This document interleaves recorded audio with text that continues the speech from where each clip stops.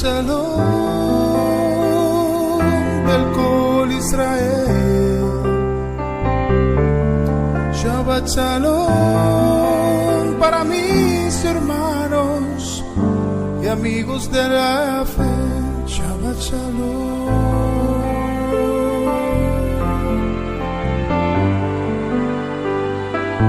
Shabbat Shalom. Ki mitzyon tetze Torah, ki mitzyon tetze Torah, udavar Adonai mi Yerushalayim. Shabbat Shalom, sean todos bienvenidos a la introducción de la porción semanal de la Torá. Udavar Adonai mi Yerushalayim. Baruch Shenatan Torah, Torah. Baruch Shenatan Torah, Torah. Le'amo Israel Vikedushato a través de Yeshua.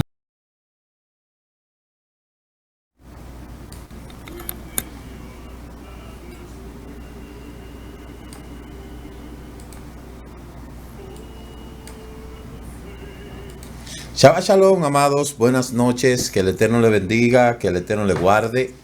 Sean todos bienvenidos a esta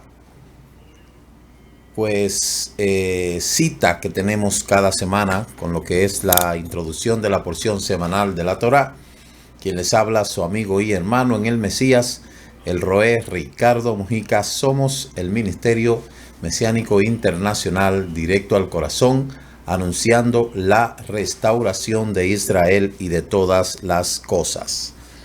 Declara la Escritura en el libro de Shemot, Éxodo, capítulo 31, verso 12, los hijos de Israel guardarán el Shabbat, cumpliendo con él de generación en generación, siendo este un pacto perpetuo, una señal entre el pueblo de Israel y yo, porque en 6 días Elohim creó los cielos y la tierra, y en el 7º día descansó.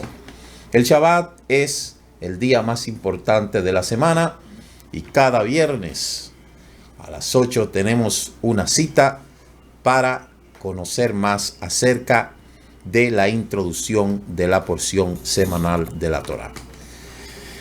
Porción que en esta semana nos habla acerca de el patriarca Jacob y muchísimas cosas que vamos a aprender a través de esta parashá Vayetzet. Les recordamos siempre entrar a nuestra página web www.ministeriodirectoalcorazon.com. Allí usted puede entrar y conocer todo lo que tenemos ahí preparado para que usted pueda conocer todo lo relacionado a las raíces hebreas de nuestra fe. Así es que le invitamos, comparta este programa con sus amigos, compañeros en sus redes sociales. Sin más preámbulo, vamos a entrar en lo que es esta parashá. Recitemos la verajá. Baruch atah Adonai Eloheinu melech haolam asher kidishanu bemitzvotav vesivanu al divrei Torah. Bendito seas tú, eterno, Elohim, soberano, Rey del universo, que nos ha santificado con tu mandamiento y nos ha dado tu Torah, una Torah de verdad, una Torah emet. Amén y amén. Pues en este momento vamos a entrar, o hemos entrado, en esta parashá Vayetzet. Vayetzet significa y salió. Vamos a verificar muchos elementos de esta parashá. Como usted puede ver ahí la cita, Bereshit, Génesis, capítulo 28, desde el verso 28 hasta el capítulo 32, verso 3. Las aliyá que hemos estado leyendo, ya usted la puede ver ahí. Aliyá número 1 para el domingo, desde el capítulo 10 hasta capítulo 28, desde el verso 10 hasta el 22. Y concluimos con el capítulo 31, verso 43, que es la última aliyá. El maftir tenemos el verso 31-55, capítulo 31, verso 55. Y la haftará Oshea, capítulo 12, verso 13 hasta el 14-10. Vamos a iniciar de inmediato con lo que es el lugar, porque la parashá dice y salió. El libro de Bereshit, capítulo 28, que es donde inicia la parashá, dice que Jacob pues salió de Beer-sheba y se dirigió hasta Harán. Y llegado a cierto lugar, pasó allí la noche, porque ya el sol se había puesto. Tomó una piedra del lugar y la puso por su cabecera y se tendió en aquel sitio. Tuvo un sueño, y he aquí una escalera apoyada en la tierra, cuya parte superior alcanzaba los cielos, y he aquí los ángeles de Elohim que subían y bajaban por ella. La Torá nos dice que llegó a cierto lugar. Respecto a este lugar leemos en hebreo la palabra Hamacón, y la expresión Hamacón se registra 3 veces en esta lectura, en el verso 16, 17 y el 19, donde dice que encontró un lugar. El lugar es el monte Moriah, el monte del templo en Jerusalén, donde Abraham había atado a Isaac sobre el altar y donde el rey Salomón erigiría el templo sagrado. Si ustedes pueden ver aquí en el mapa que le he presentado, ahí es donde está Beer-sheba. Beer-sheba está al sur, próximo al Negev. Y en el siguiente mapa, ustedes pueden ver la majestuosidad del templo del Beit HaMikdash que Shlomo construyó en aquel lugar, porque ya eso estaba prácticamente destinado para eso, ese majestuoso templo. Bien, desde este lugar se puede ver ese sitio en donde se construyó el templo, donde ustedes alcanzan a ver ahí el domo. Ese es el monte Moriah. Ya hemos estado hablando nosotros acerca de ese domo hecho en oro, donde ahí el acceso está restringido tanto para judíos como para musulmanes. Ese es el monte Moriah, donde desde este lado, como usted lo puede ver, esa vista que tienen ahí es desde el monte de los Olivos. Ahí de donde nosotros tomamos esa foto es del monte de los Olivos, donde se alcanza a ver todo lo que es el Beit HaMikdash. Si ustedes notan, de este lado hay un cementerio, porque dice la historia que uno de los jeques árabes en una ocasión, esa es la puerta que está cerrada, que da acceso a ese lado, porque según ellos sabían, el Mashiach iba a entrar por esa puerta, por una de esas puertas que está en ese lado. Por eso ahí, como saben que los judíos no entran, no pisan donde hay camposanto, entonces se dice que ellos construyeron ahí un cementerio. Y este cementerio ahí está asentado difuntos, tanto judíos como árabes como cristianos. Eso es la parte de atrás de donde está el muro occidental. Entonces, ese es el monte Moriah. Ahora, en la siguiente gráfica podemos ver dónde queda Beer-sheba. Beer-sheba quiere decir 7 pozos. Y dónde queda Jerusalén. Yo medí la distancia desde Beer-sheba hasta Jerusalén y hay de distancia 1 hora y media. Nosotros cuando fuimos a Israel no fuimos a Beer-sheba, pero en el próximo viaje que el Eterno permita que vayamos a Israel en el próximo año, vamos a ir a Beer-sheba. Entonces mire aquí la distancia entre Beer-sheba y Jerusalén. Usted puede ver que dice que en bus se lleva 1 hora y 44 minutos Esa es la distancia de Beersheba a lo que es Jerusalén. Entonces, Jacob, ¿verdad?, recorrió, no vamos a decir que hizo esa misma ruta en donde está el vehículo, sino que pues caminó, como ustedes pueden ver ahí, está casi en la frontera, próximo a Hebrón, donde pasa la línea, justamente esa línea, ahí está Hebrón, y luego allá está Jerusalén. ¿Para dónde él se dirigía? Él se dirigía para Harán. Si ustedes pueden ver aquí, Jerusalén, pueden ver el puntito aquí, y él iba para Harán, que está arriba al norte, en Asiria. Entonces, después de un tiempo de salir de Harán, Abraham envió a su siervo más viejo de la casa donde vivían sus parientes.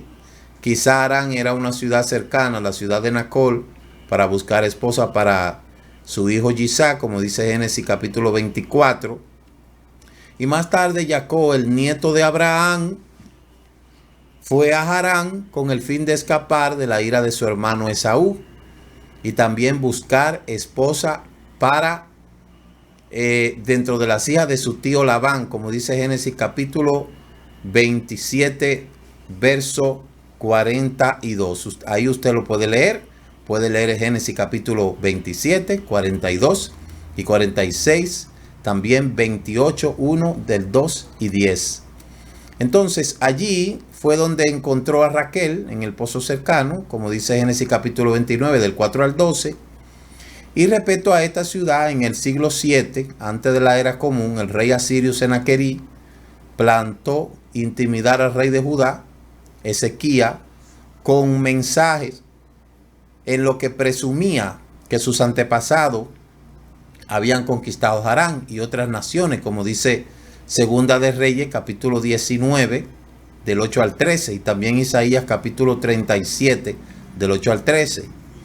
Entonces parece ser que las fuentes asirias llaman a Harán, que significa camino, y tal vez debido a que estaba en la ruta de caravanas que unía esa ciudad con otras como Nínive, Asur, Babilonia, Tiro y también la tierra de Egipto, el nombre de la ciudad antigua se conserva Harán en la actualidad. Entonces, como ya ustedes pueden ver, Jacob paró aquí en el monte Moriah hasta llegar hasta Harán. Realmente yo quiero que ustedes sepan que es importante la geografía bíblica, porque de esa manera usted se sitúa. A través de la geografía bíblica usted puede verificar todo lo que pasa. Yo siempre le he dicho que todos los acontecimientos que se suscitaron en la escritura, todos esos acontecimientos pasaron, ¿dónde? En Israel.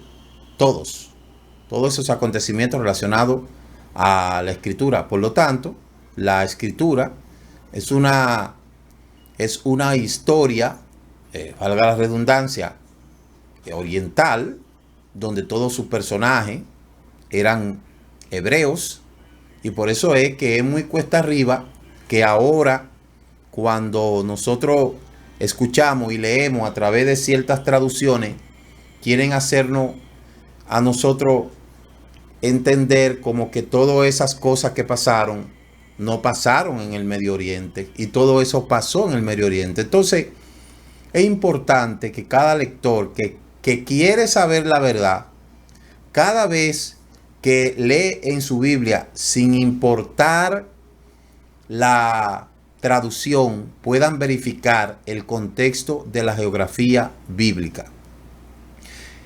Y de ahí se determina el idioma que se hablaba, la relación que existe ese lugar con el pasado y con el presente. Y luego de ahí en adelante, entonces, el lector puede determinar si la traducción que tiene le está diciendo la verdad, ¿verdad? Entonces eso es una cosa tremenda. Ya nosotros hemos leído durante toda esta semana que Jacob huyó a Beersheba, como hemos dicho. Beersheba significa 7 pozos. Él huyó en secreto para huir de su hermano Esaú. Pero Esaú supo de su partida y le ordenó a su hijo Elifá de perseguir a Jacob y matarlo por haberle robado su bendición. Esaú convenció a Elifá, le dijo: hijo mío, si matas a Jacob, recuperarás los derechos de primogénito. Sin embargo, dice los Midrash que Elifá era reacio y consultó con su madre Timna. Hijo mío, le aconsejó, no intente matar a Jacob. Él es más fuerte que tú y te matará. Si tu malvado padre no tuviera miedo que Jacob lo matara, él mismo le perseguiría en vez de delegar esa misión en ti. Eso le dijo la mamá a Elifá. Eso nosotros le encontramos en los Midrash. Entonces Esaú convenció a Elifá, ¿verdad? Y Elifá no se atrevió a ignorar la orden de su madre. Persiguió a Jacob y lo alcanzó, pero no lo mató, porque Elifá creció bajo la tutela de su abuelo Isaac, y por ello no hubiera echado mano a Jacob. En su lugar le robó todo lo que poseía, pues un pobre se asemeja a un hombre muerto. Llegó a despojar a Jacob de su vestimenta, dejándolo empobrecido y desnudo. Esa es una historia que está en el Midrash, usted lo puede buscar, donde esto es un análisis complementario de los Midrash. Luego dice que Jacob se sumergió en el río y llamó al Eterno, e inmediatamente apareció un jinete sobre su caballo brioso. Quiso cruzar el río, pero cayó en el agua y se ahogó.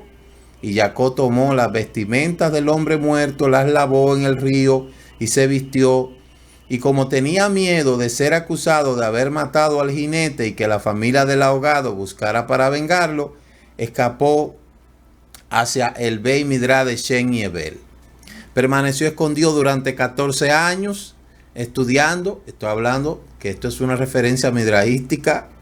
Jacob fue tan aplicado que durante todo ese periodo no durmió en una cama. Y después del tiempo se dedicó al estudio intensivo de lo que son la historia de sus antepasados. Y entonces viajó a Harán para encontrar a su esposa entre los familiares de Abraham. Después de un largo viaje, finalmente Jacob llegó a Harán y allí recordó que en el camino había pasado por Har Hamoriá, que es el monte Moriá, y allí se detuvo a orar y se pregunta a él: ¿qué hice? Pasé por el lugar donde mis padres Abraham y Isaac solían decir sus tefiló y no aproveché y la oportunidad para orar allí. Sin duda se dio media vuelta, comenzó el viaje de regreso hasta Har Hamoriá como recompensa de sus intenciones de regresar por un camino tan largo para poder recitar sus tefiló. En un lugar sagrado el Eterno hizo un milagro por Jacob y vino hacia él, y llegó un tiempo muy corto. Jacob oró y en vez de completar su tefilá se quiso retirar porque aún era de día para seguir su viaje. Y de repente escuchó voces angelicales que decían: Jacob, ha llegado el gran Jacob, quien como el sol derrama luz sobre el universo. Y Jacob comprendió, como consecuencia de la gran santidad que estaba en el lugar, escuchando esa conversación, cuando se quiso ir, ya el sol desapareció de repente y se encontró envuelto en una oscuridad, por lo cual no pudo ir de su viaje. Entonces, en ese momento, el Eterno se le quiso revelar a Jacob y se le reveló a Jacob. Ahí es donde escuchó, cuando tiene esta visión de que ángeles suben y ángeles bajan. Acerca de esta revelación donde decía yo que la revelación que tuvo Jacob es mucho más que el corito que se canta hoy en día, que era una escalera que Jacob veía, que ángeles bajaban, que ángeles subían. Dice los Midrash que esta escalera era un sueño profético y que esa misma noche el Eterno reveló su propósito fue el fortalecer a Jacob, quien estaba siendo perseguido por su hermano, camino a Labán, el estafador, augurándole la ayuda del Eterno en el futuro. Jacob tuvo una visión de una escalera que se extendía de la tierra al cielo y visualizó un ángel descendiendo por la misma, a quien reconoció como el ángel protector del reino de Babilonia. El ángel ascendió 70 peldaños de la escalera y Jacob entonces comprendió que su descendiente pertenecerían exiliados en Babilonia durante 70 años. Una vez alcanzó el peldaño número 70, cayó Jacob y comprendió que después de 70 años de exilio, sus descendientes serían liberados del yugo de Babilonia. Le he traído esta narrativa para que nosotros podamos comprender un poquito a la luz de los Midrash lo que cuentan acerca de esa experiencia tocante a la escalera, porque no era un sueño cualquiera. Dice que Jacob percibió el ángel protector que descendía en medio de la escalera y ascendió 52 peldaños y cayó.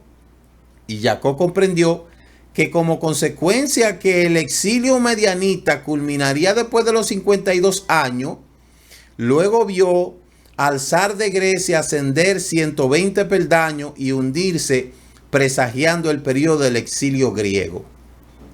Finalmente Jacob vio al ángel de Edom, el exilio actual, subiendo por la escalera y ascendió más y más, y en un aparente ascenso interminable, Jacob no lo vio caer y el miedo lo dominó. Este cuarto exilio será interminable, preguntó al Eterno. No, le dijo el Eterno. Si aún el ángel ascendiese tan alto como las estrellas, yo mismo lo bajaré cuando llegue el momento. Jacob escuchó a los ángeles de las naciones comentar: este Jacob en el futuro dominará al mundo y someterá a todos los reinos. Eso es lo que... Y todavía hay más que se lee tocante a esa experiencia. Pero lo que queremos nosotros destacar en este momento es el hecho de que ese sueño que Jacob tuvo al ver esos ángeles no tan solamente hace una conexión entre el cielo y la tierra y la dimensión en que el hombre se puede mover. El hombre se puede mover en dos planos, en el ámbito se puede decir horizontal, que es terrenal, y en el ámbito vertical, que es lo celestial. Entonces ya nosotros hemos visto aquí, por referencia de los Midrash, de que Jacob pudo vislumbrar el futuro acerca de su descendencia. Por otro lado, dice que cuando llegó al monte Moriah, el sol se puso antes de tiempo para que tuviera que quedarse y pasar la noche. Como ya lo hemos repetido, todas las piedras que había colocado bajo su cabeza se unieron en una sola piedra grande, y el camino se le acortó y llegó hasta Harán el mismo día que partió. Y cuando llegó a Harán, corrió la piedra que cubría el pozo sin la ayuda de nadie, y cuando los pastores solo podían hacerlo combinando el esfuerzo de varios, las aguas del manantial surgieron e irrigaron los campos de Harán. Recuerde que si de Beersheba a Moriah, a Jerusalén, ahí hay una hora, y se puede decir que hay unos 120 kilómetros más o menos, ya usted puede ver, porque hay un espacio de 1 hora y 44 minutos. Dependiendo por el camino que se vaya, 1 a 2 horas. Pero estamos hablando en bus. Pero aquí, específicamente, desde Beersheba hasta lo que es Jerusalén, hay 1 hora 50 minutos. Entonces dice los Midrash que Jacob, ese camino de ahí a Harán, que era mucho más distante, lo recorrió en un día. Ya sabemos que las condiciones del tiempo no son las mismas. Ya por esto sabemos que la fortaleza que tenían los patriarcas de ese tiempo no se compara con la que un hombre común tiene. E independientemente de la fortaleza, de la corpulencia física que tenían, no eran hombres comunes y corrientes como nosotros hoy en día, ¿verdad? O sea que con todo y eso, el Eterno también hizo ese milagro. Dicho esto, hablando ya del tema, pues ahí nosotros podemos hablar un poquito del fondo de lo que es las aliyá. Aquí en esta parashá se destaca algo muy importante. Se destaca el nacimiento de las tribus. Ellos son Rubén, el primer hijo de Jacob, Shimón, el segundo hijo, Leví, tercer hijo, Yahudá, cuarto hijo, Isaacar, quinto hijo, y Zabulón, sexto hijo. Esos 6 hijos se los dio Lea. Y luego Dan, Naftalí, Gar, Asher y Yosef. El nacimiento de Binyamin es mencionado en la parashá Vaishla. Entonces ahí usted puede ver de dónde nacieron las tribus de Israel. De Lea, usted lo puede ver, Lea, que fue la mujer por la cual lo engañaron. Jacob no quería a Lea, como lo vemos en lo adelante. Labán se llamaba Labán el villano por una buena razón. Labán a Aramí, el estafador, sabía cómo ilusionar a todos hasta que la gente de Harán, quienes eran estafadores ellos mismos, llamó a todo el pueblo y le dijo, le dijo esta palabra. Le dice, ¿se ha dado cuenta de que llegó Jacob, el agua está bendecida y nuestra producción prospera? Dice, sí, nos hemos dado cuenta, pero ahora se quiere casar con mi hija Raquel y quiere partir. La buena fortuna que nos llegó con él se irá cuando parta. Tengo un plan para que permanezca por otros 7 años y necesito su colaboración. Le daré a mi hija Lea en lugar de Raquel y entonces se quedará 7 años más para poder trabajar por Raquel también. Entonces ahí usted puede ver Lea, donde ya sabemos que dice la escritura que Lea tenía los ojos caídos porque sabía que Esaú era el hermano de Jacob con el cual ella se iba a casar, pero era un perverso. Entonces mire aquí cómo dice que Jacob trabajó por Lea y la novia no la pudo ver sino hasta que se iba a llegar y estaba a oscuras, según dicen los Midrash, y es ahí donde es Lea la que estaba. Entonces ahí es donde dice, oye, me engañaste, le dijo, me engañaste. Inclusive hay algo bien jocoso que dicen los Midrash, que cuando entraron a la habitación, Lea estaba vestida de novia. Jacob, preparado para el engaño, preguntó a su novia como una especie de contraseña que habían acordado, y ella contestó a las preguntas y él quedó satisfecho. ¿Y cómo fue posible? Cuando Lea estaba a punto de ser presentada como novia, Raquel pensó, ahora mi hermana quedará expuesta a ser avergonzada en público, y ella dijo, si yo no fui designada porque no merezco ser quien construya la nación, que mi hermana lo haga y entre en su lugar. Es decir, que según el Midrash, Raquel también sabía esta situación. Entonces, Raquel le reveló a su hermana el acuerdo que había hecho con Jacob y por eso Jacob cayó más en la trampa. Entonces aquí vemos los hijos de Lea: Rubén, Simón, Leví, Judá, Isaacar y Zabulón. De Bilhá tenemos a Dan y a Neftalí. De Zilpa, la sierva de Raquel, tenemos a Gad, a Asher. Y de Raquel tenemos a José y a Benjamín. Esas son las 12 tribus de Israel. Esas son los 12 hijos de Israel. Hemos dicho claramente que en esa situación ahí se desencadenó una guerra sentimental. ¿Por qué? Porque a la mujer que Jacob amaba era a Raquel. Entonces, entrando en un aspecto, en ese mismo tenor, hablamos una vez que Lea se casa con Jacob, sale embarazada y tiene a su primer hijo llamado Rubén.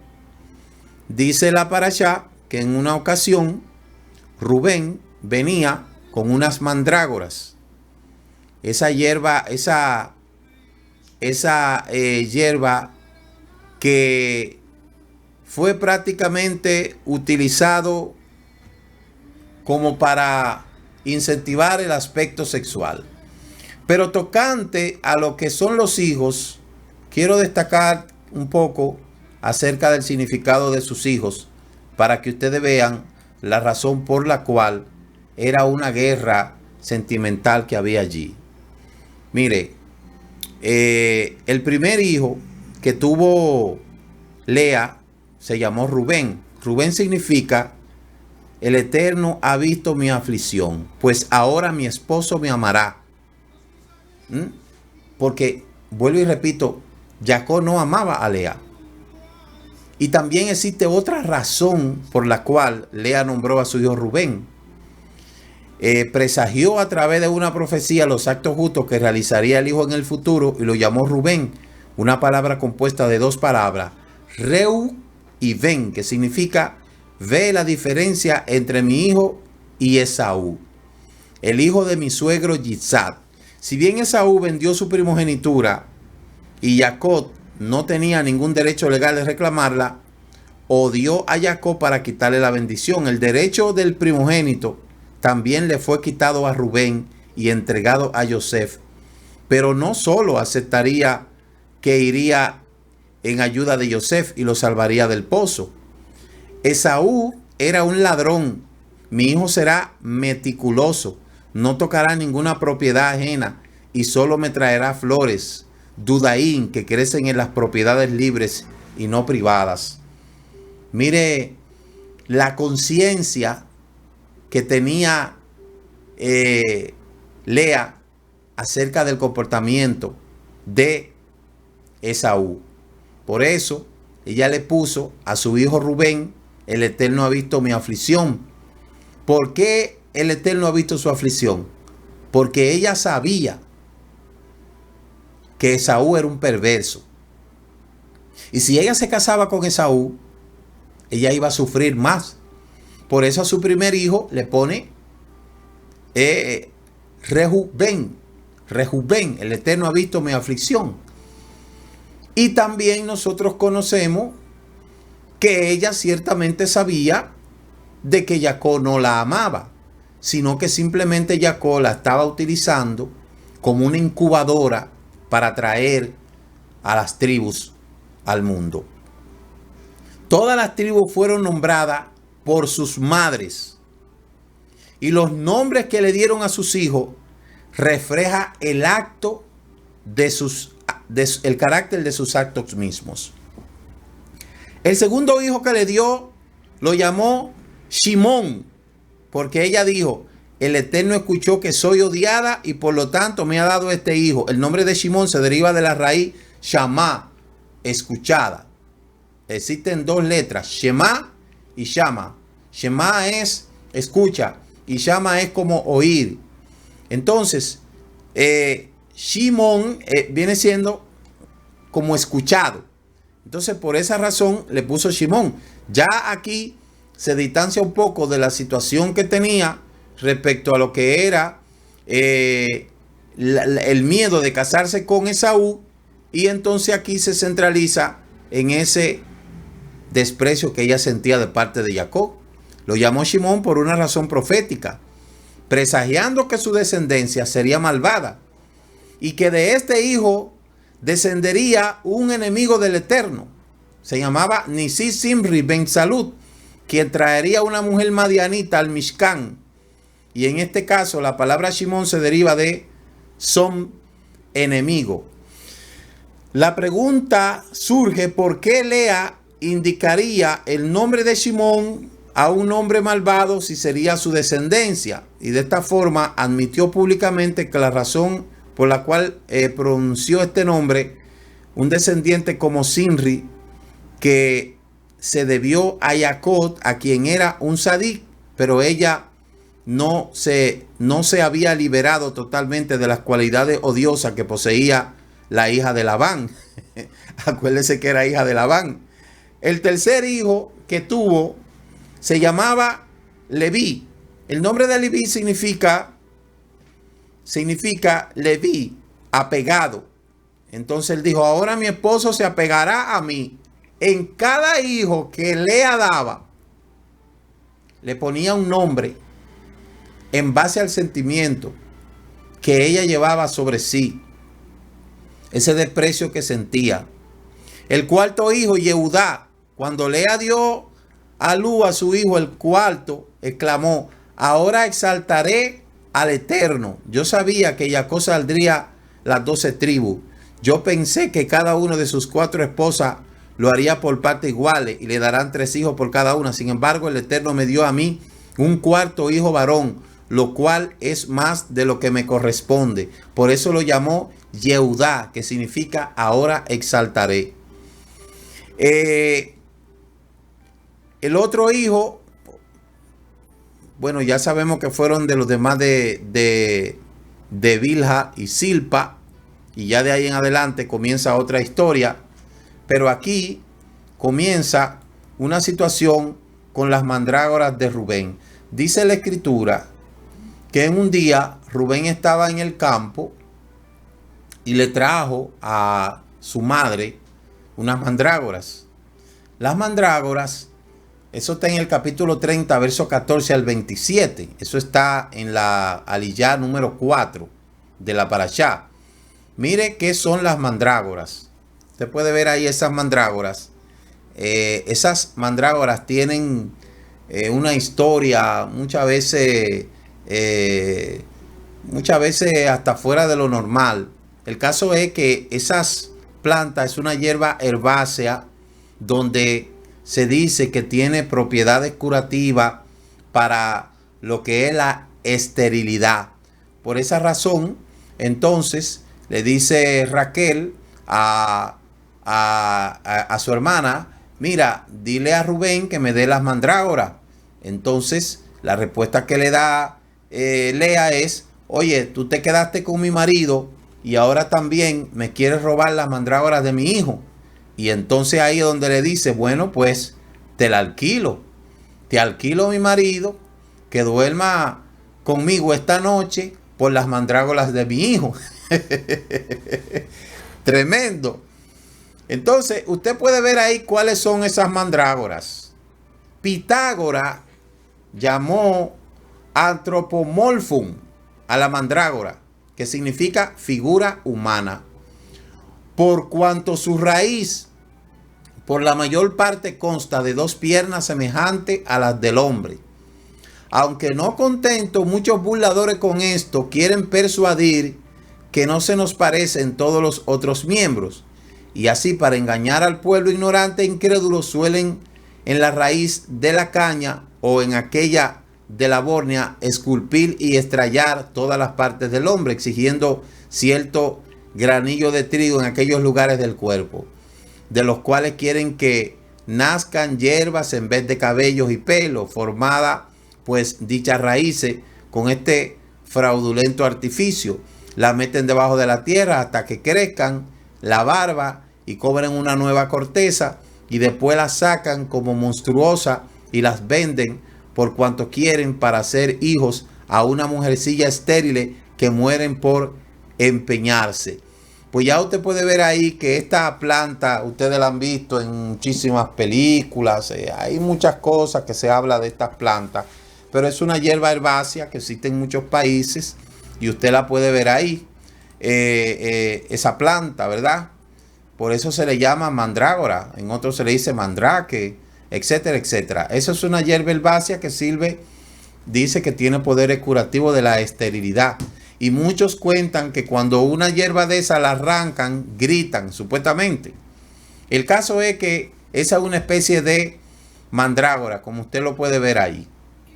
Entonces ahí Jacob y Esaú, perdón, Jacob y Lea, o más bien Raquel y Lea, empezaron como una guerra de sentimientos. Porque lo más terrible de una mujer es sentirse despreciada por su esposo. Eso es lo más terrible que puede sentir una mujer, sentir el desprecio, sentirse despreciada.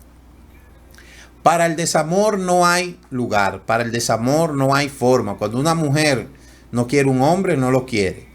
Cuando un hombre no quiere una mujer, no lo quiere. No importa lo que haya. Eso, el desprecio es algo terrible. Entonces aquí ya podemos ver todos los hijos de Jacob, como usted lo puede ver ahí. En el libro de Génesis 49, más adelante, en la parashá, en la última parashá, lo vamos a ver, las descripciones. Ahí usted puede ver Rubén, Simeón, Leví, Judá, Zabulón, Isaacar, Dan, Gad, Asher, Neftalí, Yosef y Benjamín. Usted puede ver ahí que si usted lo ve en par, Rubén y Dan, Simeón y Gad, Leví y Asher, Judá y Neftalí, Zabulón y Yosef, Isaacar y Benjamín. Entonces, de esta imagen nosotros vamos a estar hablando más adelante en la parashá 12, ¿verdad? Vallejí y vivió. Ahí vamos a estar hablando de eso. Concluyendo con esto, pues entramos a lo que es el maftir. Dice la escritura que entonces Jacob juró por Elohim terrible de su padre Isaac. Jacob ofreció un sacrificio en el monte y convidó a comer con todos sus hermanos y comieron y pasaron la noche en el monte. ¿De qué está hablando esto aquí? Aquí está hablando cuando el tío comienza a perseguirlo y ya nosotros sabemos que tuvo un encuentro con ambos, tanto con Labán como con su hermano, y ahí se arma una especie de diálogo. En el capítulo 31, verso 31, dice que entonces Jacob respondió y dijo a Labán: porque tuve miedo, pues dije, no sea que me quite a tus hijas la fuerza. Entonces ahí podemos ver que Jacob tuvo miedo. Jacob tuvo miedo.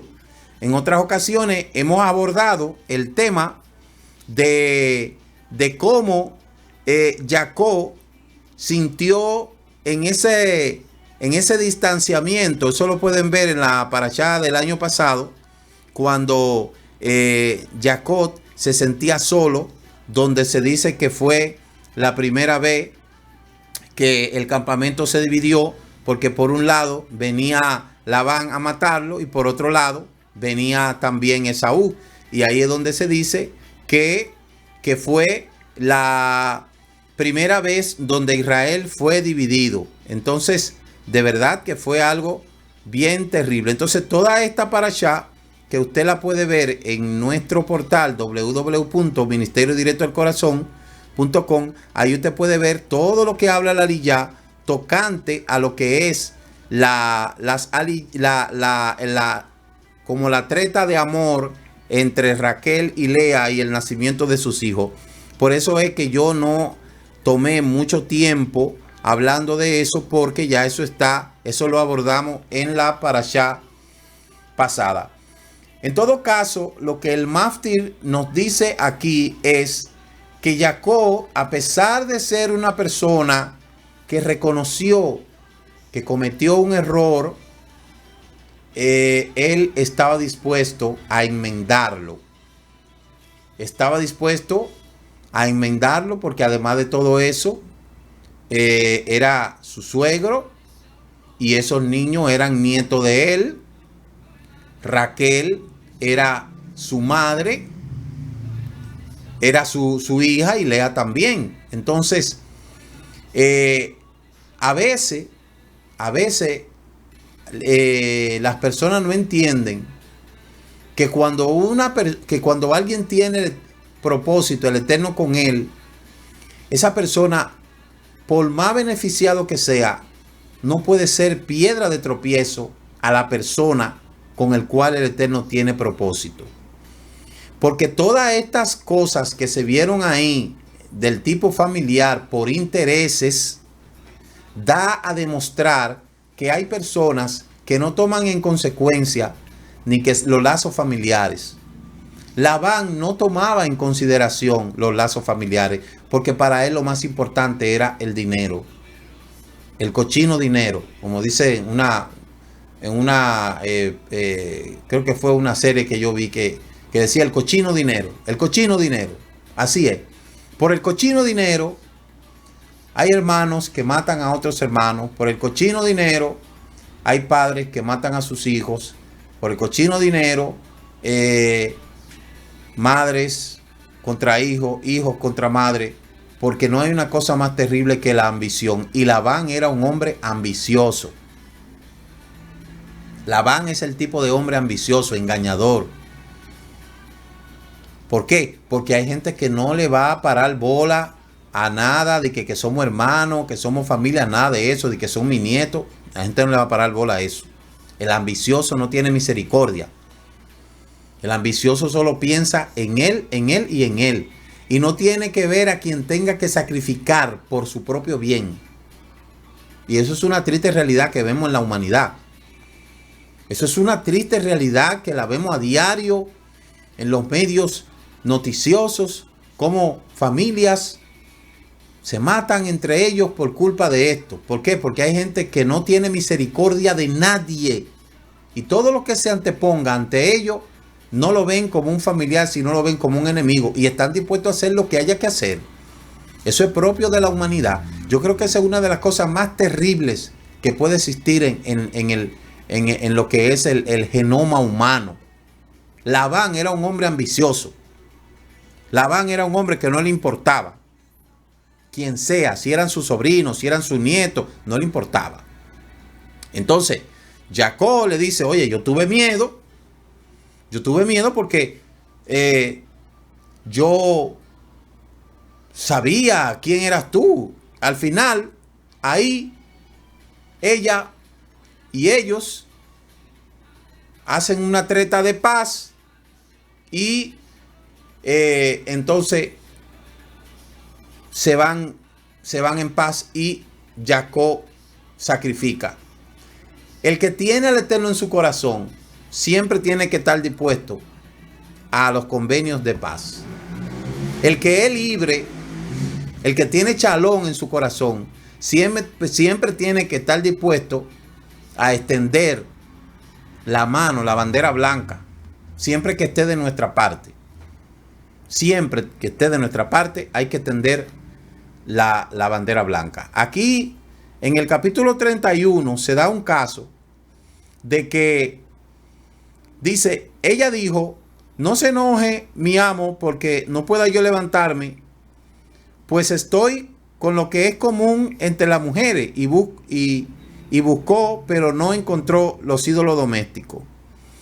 Aquí se dio un caso y fue que los ídolos de Labán, dice la escritura, que fueron sustraídos. Y nosotros sabemos que esto fue Raquel. Esto le produjo a Raquel que no pudiera parir más porque recibió una especie de castigo. Pero al fin, Jacob hace la paz con Labán. Dice, si Elohim de mi padre, Elohim de Abraham y el temor de Isaac no hubiera estado conmigo, ciertamente me hubiera enviado ahora con la mano vacía. Pero Elohim ha visto mi aflicción y la labor de mis manos, y anoche me hizo justicia. Ya sabemos que Labán si Jacob se quedaba tranquilo, lo iba a dejar ir con la mano vacía. Y le dice, si maltratas a mis hijas, si tomas otra mujer además de mis hijas, aunque nadie lo sepa, mira, Elohim es testigo entre tú y yo. Y cuando Jacob siguió su camino, los ángeles de Elohim le salieron al encuentro. Y al verlo, Jacob dijo, este es el campamento de Elohim. Por eso le puso a aquel lugar Manahayim. Manahayim lo que significa es el campamento de Elohim. Eso es lo que significa Mahanayim. Significa dos campamentos. En hebreo también significa en forma dual Manajé, campamento, ejército. Entonces, ahí habla el maftir, por eso habla del aspecto fundamental del maftir. Ya concluyendo, solo nos resta hablar de lo que es la Haftará. La Haftará que nos habla del profeta Oshea. El profeta Oshea. Dice la escritura o la Parashá, habla del profeta Oshea, donde el profeta Oshea se le atribuye la autoría del llamado del libro de Oshiyá, en el que el profeta denuncia la infidelidad del pueblo para con el Eterno y revela el amor de Elohim, comparable al del esposo que perdona a su esposa infiel o al del padre que ama a su hijo rebelde. El profeta combate las bien conocidas tendencias idolátricas del reino septentrional y el culto del becerro de oro, una polémica que tendría en Jerusalén un sabor arcaico, llamando a su pueblo a la piedad interior, a la devoción espiritual que lo uniría a Elohim en unos responsables de amor. La presunta tumba de Oshea se encuentra en el monte que lleva su mismo nombre y todavía los beduinos le ofrecen sacrificio. En el idioma hebreo su nombre significa salvación de Yud Hei Ba Hei. Y él es el primero del grupo de los llamados 12 profetas menores, nacido hacia el 800 antes de la era común y fallecido alrededor de 725 antes de la era común. Desarrolló su ministerio en el reinado del norte de Israel, donde procedía, o si ya predicó a finales de Ezequías, hacia el reinado de Jeroboam II en el 782 y su tiempo de Osías, Jotán, Ajá, Ezequías. Por consiguiente, su misión profética debe de situarse entre los años 750 y 725 antes de la era común. Entonces, ya nosotros tenemos aquí la historia de ese profeta que mañana vamos a estar hablando más acerca de ese profeta, porque hay una conexión muy profunda con la Parashá, pero no seré yo quien se lo diga, sino la persona que mañana tiene que exponer la Haftará para que nos instruya tocante a lo que es el profeta Oshea. Este profeta Oshea fue un profeta muy sufrido porque él tuvo que ver con su propia vida la infidelidad. Si usted busca el análisis del libro de Oshea, es un libro que está muy centralizado en lo que es la exigencia del Eterno para que su pueblo le sea fiel. Si usted puede hacer algún tipo de estudio por ahí acerca de Oshea, sabemos claramente que el mensaje era espiritual y era la apostasía equivalente al adulterio espiritual. Ahí se presenta a Elohim como esposo y a Israel como la esposa infiel. Y el signosis del libro es la apostasía de Israel, simbolizada por la experiencia del profeta en su propio matrimonio. Entonces, allí ustedes pueden ver que Oshea fue el profeta que tuvo que prácticamente padecer en cuerpo y alma el adulterio espiritual de Israel. Osea tuvo que padecer eso en su propia vida. En su propia vida él tuvo que sufrir eso. ¿Por qué? Porque su esposa Gomer, pues, se fue a la calle, como decimos, y esto él tuvo que padecerlo. El sinopsis del libro pudo haber sido, como ya sabemos, natural de lo que es el reinado del norte. Se casó, según parece, con una mujer que le fue infiel, y algunos eruditos lo dudan, pero si es cierto, lo capacitó para describir vívidamente la actitud del Eterno hacia Israel. Su esposa adúltera, pero el estilo del libro altamente figurado puede ser que este recuento de las experiencias con su esposa, otros piensan que fue alegórica. Ahí hay unas ilustraciones del lenguaje donde se habla del valle de Acol por la puerta de la esperanza. Se habla también de que he dado a ídolos, se ha mezclado con los demás pueblos. Se habla de algo relacionado a los sacrificios, la devoración de los extraños por su fuerza, aún las canas le han cubierto, devorado será Israel, etcétera, etcétera. Pero al final el libro concluye con Teshuvá y sus bendiciones. Eso es lo importante. Todo lo que Jacob pasó, al final termina bien. Porque así es, así son los planes del Eterno. No importa lo mal que nosotros hayamos cometido en nuestra vida, en nuestro trajinar por este mundo, eso no es lo importante. Lo importante es cómo terminamos. En una ocasión una persona me escribió y me dijo, yo quiero conversar con usted sobre lo que el Eterno ha hecho conmigo, que yo era bruja, que yo era esto, que yo veía demonios. Yo dije, un momento.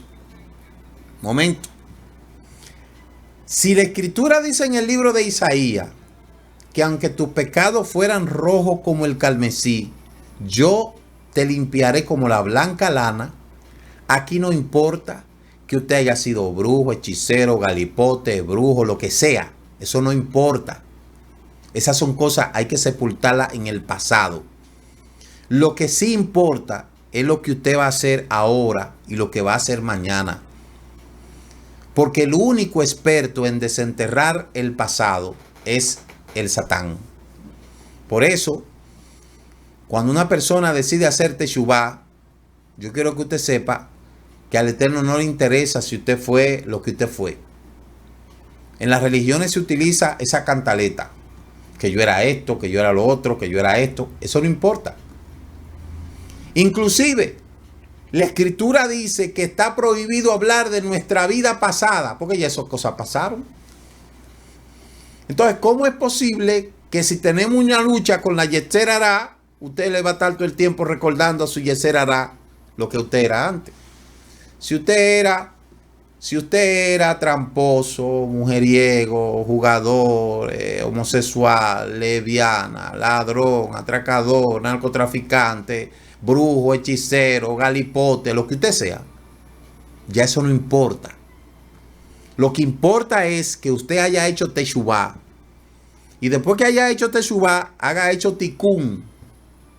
Y si usted ya hizo Teshuvá, usted hizo Tikkun, y después de eso han pasado 3 o 4 Yom Kippur, no vale, está prohibido mencionar todas esas cosas. Y es algo que yo de verdad se lo aconsejo a mucha gente que utiliza esas cosas como para impresionar a la gente.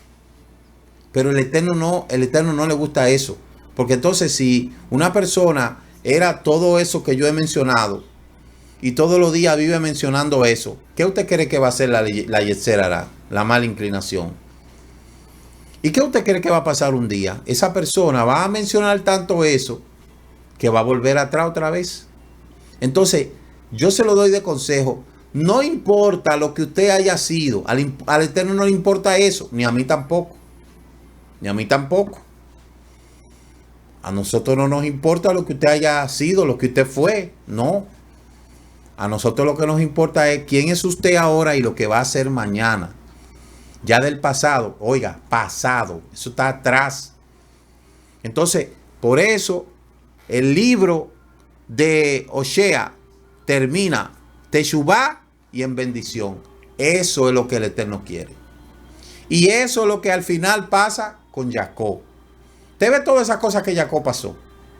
Usted ve todas esas situaciones que Jacob pasó. ¿Usted cree que fue fácil?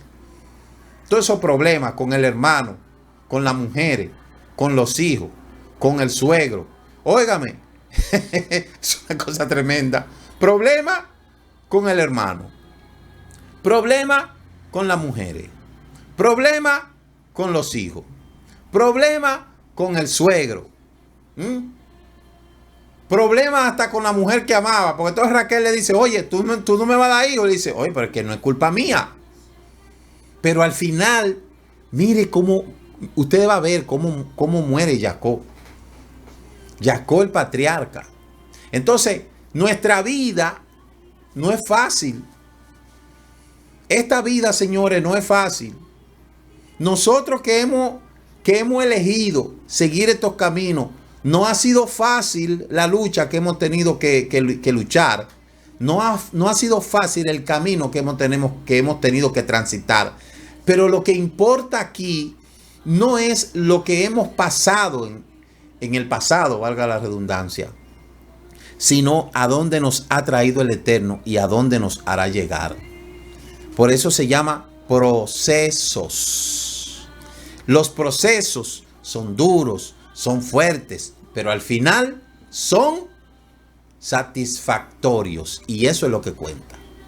Entonces veamos la vida del patriarca. Todo el mundo quiere las bendiciones de Jacob, ¿verdad? ¿Y quién quiere meterse en la camisa de Jacob? ¿Quién se atreve a ponerse los zapatos de Jacob? ¿Quién se atreve a pasar por todo lo que Jacob pasó? No, ¿verdad? Entonces, actualmente, todo lo que usted esté pasando, todo lo que le esté aconteciendo en su vida, todo lo que le esté ocurriendo en su vida, si usted tiene un norte dirigido a servir al Eterno, sigue adelante y no te preocupes. No te preocupes que solamente el pasado tuyo será solamente parte de la historia. Y lo que va a marcar tu futuro será el presente. Y eso es lo que cuenta. Eso es lo que cuenta. Entonces, hasta aquí hemos llegado en esta noche con este estudio de la Torá semanal. Nos veremos mañana a las 10 con la introducción de la porción semanal, con lo que él desarrolló de la Haftará y la Amidá, mañana por la mañana.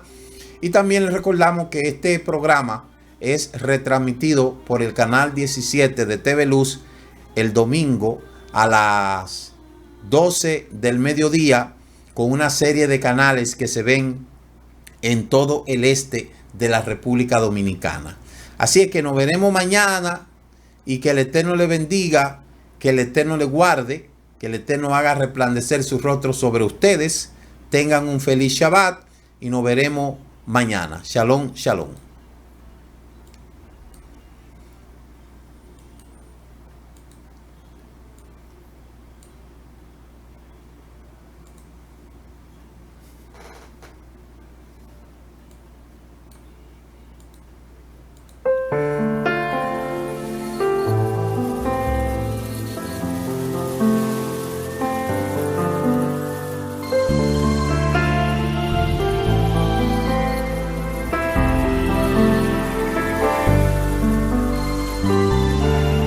Shabbat Shalom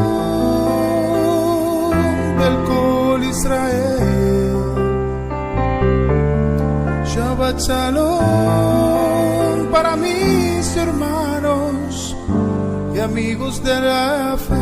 Shabbat Shalom.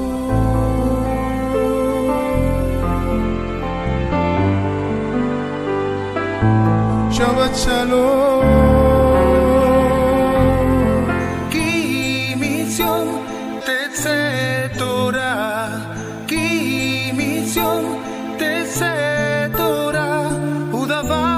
Adonai, mi Yerushalayim. Muchas gracias por haber compartido con nosotros la porción semanal de la Torá. Comparta con aquellos que de verdad desean aprender las raíces hebreas de nuestra fe y nos veremos la próxima semana en la introducción de la porción semanal de la Torá. Shabbat Shalom. Laila Tov.